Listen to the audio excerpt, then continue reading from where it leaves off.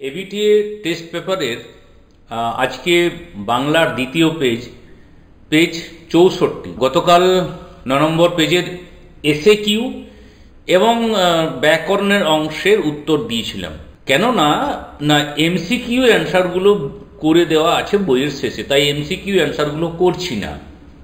দেখে নেবে, ওখান থেকে আগে নিজে তৈরি করবে, উত্তর রেডি করবে, তারপরে মিলিয়ে দেখে নেবে ঠিক হচ্ছে কিনা। এই যে এসএ কিউ উত্তর দেখছো, এটা আমাদের স্কুলের বাংলা বিভাগের অন্যতম মাননীয় শিক্ষক মহাশয় লক্ষণ সাহেব উত্তর প্রস্তুত করেছেন। আর এসএ কিউর জন্য টেক্সট বই কিন্তু খুব খুঁটিয়ে পড়বে। চলো আমরা তাহলে উত্তর শুরু করি, যেখানে 19টি প্রশ্নের অ্যান্সার করতে হবে, কিছু বাড়তি প্রশ্ন থাকবে প্রত্যেকটি বিভাগে। প্রথমে গল্প থেকে রয়েছে প্রথম প্রশ্ন, সূচিপত্রেও নাম রয়েছে, সূচিপত্রে কি লেখা ছিল?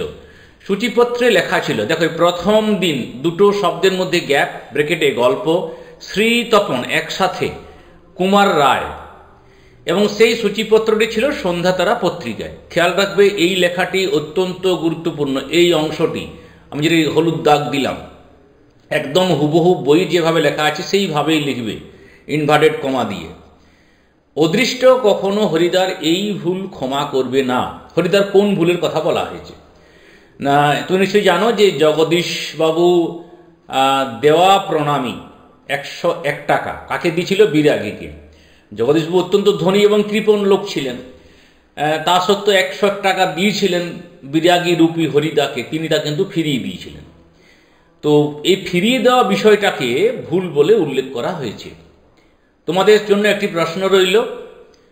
প্রশ্নটি হলো যে ওরা হাতকড়ি নিয়ে, ওরা কারা? এই 4টে অপশনের মধ্যে একটি অপশন, তাহলে অবশ্যই কমেন্ট সেকশনে উত্তরটি জানিও। নেক্সট, অপূর্ব রাজি হইয়াছিল। কি বিষয়ে রাজি হয়েছিল? না, রামদাসের স্ত্রী অপূর্বকে স্বনির্বন্ধ অনুরোধ করেছিলেন অপূর্বর বাড়ির কোনো আত্মীয়া নারী যতদিন না আসছে ততদিন রামদাসের স্ত্রী তৈরি মিষ্টান্ন অপূর্বকে গ্রহণ করতে হবে। নদীর বিদ্রোহের কারণ সে বুঝিতে পারিয়াছে। নদীর বিদ্রোহের কারণ কি? না, নদীর উপর ব্রিজ তৈরি করে দিচ্ছে, বাঁধ নির্মাণ করছে, অর্থাৎ নদী তার যে স্বাভাবিক পথ সেই পথটাকে অবরুদ্ধ করছে, তাই নদী কিন্তু বিদ্রোহ দেখিয়েছিল। ওরা ভয়ে কাঠ হয়ে গেল। তারা কি কারণে ভয়ে কাঠ হয়ে গেল? এখানে তারা মানে হচ্ছে অমৃতারা ইসাব। অমৃত ইসাব কাঠ হয়ে গেছিল কারণ ইসাবের জামা ছিঁড়ে যাওয়ায় তারা ভীত ছিল। তারপর ইসাবের বাবাকে কাচতে দেখে তার মানে জানতে পেরে গেছিল, ভয়ে তারা কাঠ হয়ে গেল।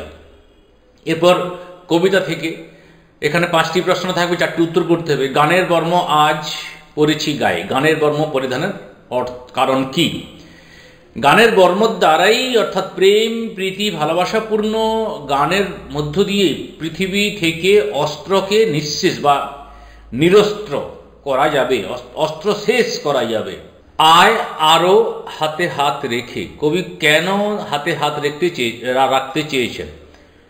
অসহায় সাধারণ মানুষদের কবি হাতে হাত রাখতে বলেছেন, কারণ হাতে হাত রাখলে বা ঐক্যবদ্ধ ও একত্রিত থাকলে তাদের সমস্ত সংকট দূর হবে। বিস্মিত হইল বালা। বালাটি কে? বালাটি হইল সমুদ্র নিপতি কন্যা পদ্মা, যিনি সৌন্দর্য পিপাসা পরিপূর্ণ করার জন্য সমুদ্রের তীরে এসেছিলেন। নিভৃত অবকাশে তুমি। অবকাশে আফ্রিকা কি করছিল? না, আফ্রিকা নিভৃত অবকাশে দুর্গমের রহস্যকে সংগ্রহ করছিল, চিনে নিচ্ছিল জল স্থল ও আকাশের দুর্বোধ্য সংকেতকে। বিদায় এবে দেহ বিধুমুখী। বিধুমুখীর কাছে কেন বিদায় চেয়েছেন? বিধুমুখী হলেন ইন্দ্রজিতের স্ত্রী প্রমীলা। তিনি ইন্দ্রজিৎ তার কাছে বিদায় চেয়েছেন কারণ তিনি রামচন্দ্রকে হত্যা করার জন্য যুদ্ধে যাবেন। এরপরে প্রবন্ধ থেকে 4টি প্রশ্ন, 3টির অ্যান্সার করতে হবে। আমাদের আলঙ্কারিকগণ শব্দে ত্রিবিধ কথা বলেছেন। ত্রিবিধগুলো কি কি? না, অভিধা, লক্ষণা আর ব্যঞ্জনা। স্টাইলাস কি? ব্রোঞ্জের ধারালো শলাকা, যার পোশাকি নাম ছিল, যা দিয়ে রোমান সম্রাট জুলিয়াস কাসকাকে আঘাত করেছিলেন।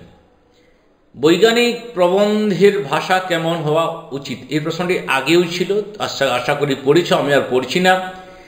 এই নেশা পেয়েছি আমি শরৎদার কাছ থেকে। কোন নেশার কথা বলা হয়েছে?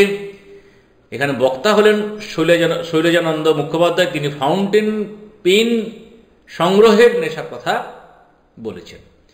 চলে এলাম ব্যাকরণের পোর্শনে, যেটা তোমরা বারবার বলছো ব্যাকরণের উত্তরগুলো করে দিন।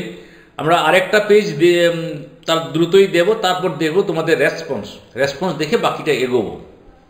অকারক কাকে বলে? ক্রিয়াপদের সঙ্গে যে পদের প্রত্যক্ষ সম্পর্ক থাকে না তাকে অকারক পদ বলে।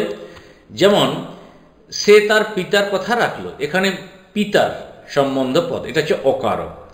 দ্বিকর্ম অর্থাৎ একটি বাক্যের মধ্যে দুটো কর্ম।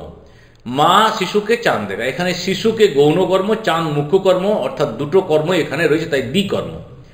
সমাস শব্দের অর্থ সংক্ষেপ বা সংক্ষিপ্তকরণ। মন মাঝি কি ধরনের সমাস? মন রূপ মাঝি, রূপক কর্মধারয় সমাস। নিত্য সমাস কাকে বলে? যে সমাসের ব্যাসবাক্য হয় না, ব্যাসবাক্য করতে হলে অন্য পদের সাহায্য নিতে হয়, তাকে নিত্য সমাস বলে। যেমন ধর্মান্তর, অন্য ধর্ম। বাবুটির স্বাস্থ্য গেছে কিন্তু শখ 16 আনাই বজায় আছে, সরল বাক্যে কনভার্ট করতে বলেছে। বাবুটির স্বাস্থ্য গেলেও শখ 16 আনা বজায় আছে। সরল ও যৌগিক বাক্যের মধ্যে পার্থক্য লেখো। সরল বাক্যে একটি কর্তা ও একটি প্রধান সমাপী ক্রিয়া থাকে, যেমন সে ভাত খেয়ে বিদ্যালয়ে গেল। কিন্তু যৌগিক বাক্যে একের বেশি কর্তা ও একের বেশি সমাপিকা ক্রিয়া থাকে। সে ভাত খেলো, এটি একটি কর্তা, এখানে সমাপিকা ক্রিয়া রয়েছে। সে বিদ্যালয়ে গেল, তাহলে এটি হচ্ছে যৌগিক বাক্য। আমি ভাত খাই, ভাববাচ্যে রূপান্তর করো, আমার ভাত খাওয়া হয়। ঈশ্বরের লীলা দুর্গেয়। নির্দেশক বাক্যে ঈশ্বরের লীলা জ্ঞাত নয়। এটি শর্ত সাপেক্ষ বাক্যের উদাহরণ দাও। যদি সে আসে তবে আমি যাব, শর্ত সাপেক্ষ বাক্য। আজ এই পর্যন্ত। আশা করি প্রত্যেকের উত্তর লেখা হয়ে গেছে। সকলের প্রস্তুতি ভালো হোক এই বলে শেষ করছি।